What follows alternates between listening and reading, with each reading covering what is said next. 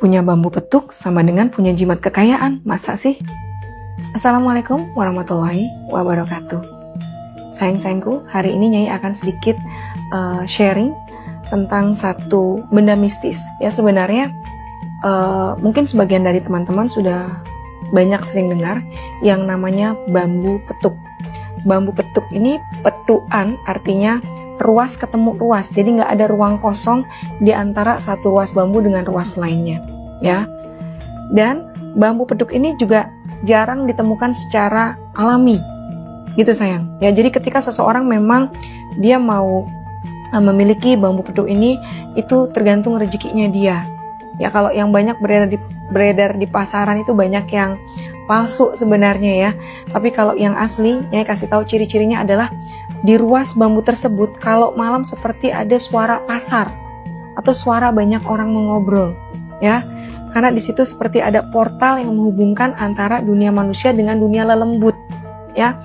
Kalau setiap saat di satu kerumunan bambu ada suara seperti itu kalau malam hari, bisa dipastikan di antara bambu-bambu tersebut ada bambu petuknya, ada ruas yang petuan. Nah, kalau itu bisa dibawa pulang, itu ambilnya pun harus malam. Ambilnya harus malam dan juga biasanya diganggu sama begitu banyak gangguan dari makhluk halus. Kalau kalian punya, satu, kalau itu dibawa pulang, dipercaya ya bisa menjadi jimat kekayaan. Tender lancar, mau ekspor biji plastik, orderan jalan terus, ya. Perusahaan kontraktornya cuan terus, bisnis apa aja gampang, ya. Kemudian sebagai kalau itu ditaruh di kotak uang, itu datangin pembeli, ya sayang, datangin pembeli.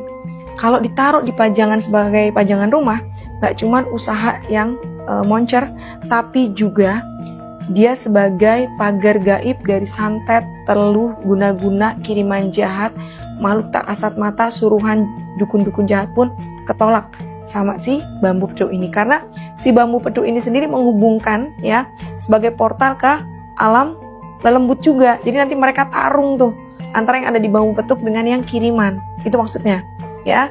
Selanjutnya bambu petuk ini kalau misalnya ditaruhnya adalah di tempat usaha, maka usahanya itu apapun jauh dari gangguan, jauh dari kebangkrutan. Ya sayang. Tapi kembali lagi, bambu petuk ini dia punya energi aja. Ya, tidak juga menggunakan tumbal, tidak juga sebagai salah satu pesugihan yang jahat. Dan bambu petuk itu bisa diturunkan ke anak cucu, ya. Namun sulit mendapatkan bambu petuk yang asli. Sekali lagi aku kasih tahu, karena bambu petuk yang asli itu didapatkannya jodoh-jodohan, ya. Kalau kalian lewat satu kerumunan bambu, ada suara beringsik, suara pasar, bisa Nyai pastikan di situ ada bambu petuknya.